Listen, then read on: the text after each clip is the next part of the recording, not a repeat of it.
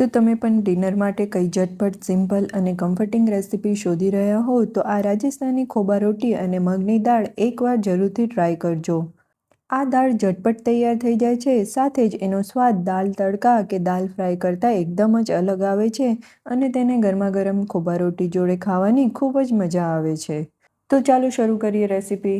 સૌથી પહેલાં દાળ બનાવવા માટે કુકરમાં 2 ચમચી જેટલું તેલ ગરમ કરી તમે ઘી પણ લઈ શકો છો. તેમાં જીરું અને હિંગ ઉમેરી પછી તેમાં એક મીડિયમ સાઇઝના ટમેટાની પ્યુરીને ઉમેરી 2 થી 3 મિનિટ માટે સાતળી લઈશું. પછી તેમાં 1 વાટકી મગની ફોતરાવાળી દાળ, સાથે જ 1 ચમચી તુવરની દાળ અને 1 ચમચી મગની દાળ, હળદર અને મીઠું ઉમેરી આપણે બરાબર મિક્સ કરી લઈશું.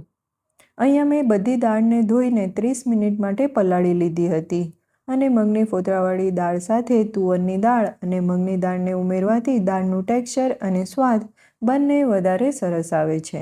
હવે 1.5 વાટકી જેટલું પાણી ઉમેરી મીડિયમ ફ્લેમ પર 3 વિસલ કરી લઈશું. ત્યાં સુધીમાં આપણે ખોબા રોટી બનાવી લઈએ. તો અહીંયા મેં 2 વાટકી જેટલો ભાખરીનો કરકરો લોટ લીધો છે. તેમાં સ્વાદ પ્રમાણે મીઠું, 1/4 ચમચી એટલે કે 5 ચમચી જેટલો અજમાને આ રીતે હાથેથી મસળીને ઉમેરશું. સાથે જ 1 ચમચી કસૂરી મેથીને પણ આ રીતના ક્રશ કરીને ઉમેરશું. હવે મોણ માટે 3 ચમચી જેટલું તેલ ઉમેરી આપણે બરાબર મિક્સ કરી લઈએ. આ ખોબા રોટી અને આપણી ગુજરાતી ભાખરી લગભગ બંને સિમિલર જ છે. તો આ રીતનું મોટી પડતું મોણ દઈ જરૂર મુજબ પાણી ઉમેરી આપણે મીડિયમ કઠણ એવો લોટ બાંધીને તૈયાર કરી લઈશું.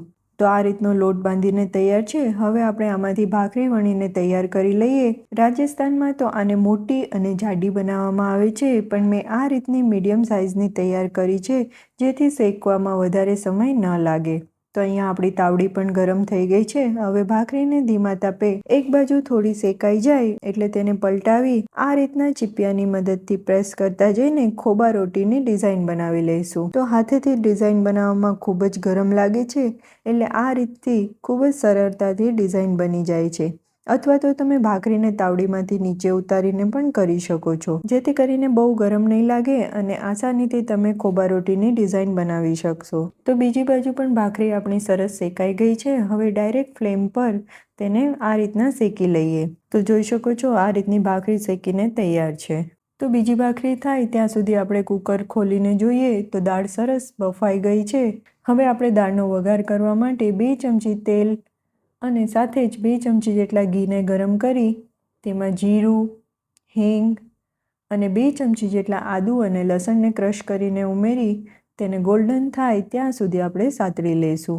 પછી તેમાં તીખાશ પ્રમાણે લાલ મરચું અને કસૂરી મેથીને ઉમેરી વઘાર સાથે બરાબર મિક્સ કરી લઈશું. હવે તેમાં બાફેલી દાળને ઉમેરી લઈએ. હવે દાળને તમારે જેટલી જાડી કે પાતળી રાખવી હોય એ પ્રમાણે પાણી ઉમેરી બરાબર મિક્સ કરી લેવાનું. પછી તેમાં સ્વાદ પ્રમાણે મીઠું ઉમેરી દાળને 5 મિનિટ માટે ઉકળવા દઈશું, જેથી બધા મસાલા દાળ સાથે સરસ ભળી જાય. તો આ રીતની દાળ તૈયાર છે. હવે આપણે ગેસની ફ્લેમને બંધ કરી તેમાં અડધા લીંબુનો રસ અને કોથમીર ઉમેરશું. તો ઓછી મહેનતમાં ટેસ્ટી અને હેલ્ધી આ દાળ તૈયાર છે, જેને ખોબા રોટી સાથે ખાવાની ખૂબ જ મજા આવે છે. તો ખોબા રોટીમાં પણ મેં ઘી લગાવી લીધું છે. હવે આપણે તેને સર્વ કરીએ.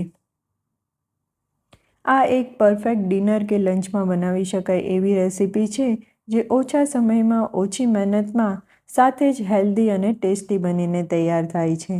તો દાળમાં ઉપરથી ઘી ઉમેરીને જરૂરથી આ કોમ્બો ટ્રાય કરજો, તમને ખૂબ જ પસંદ આવશે. રેસિપી ગમી હોય તો વિડીયોને લાઇક કરજો, શેર કરજો અને ચેનલ પર નવા હો તો સબસ્ક્રાઈબ કરવાનું ભૂલતા નહીં. ફરી મળશું આવી જ નવી ટેસ્ટી રેસિપી સાથે. આવજો.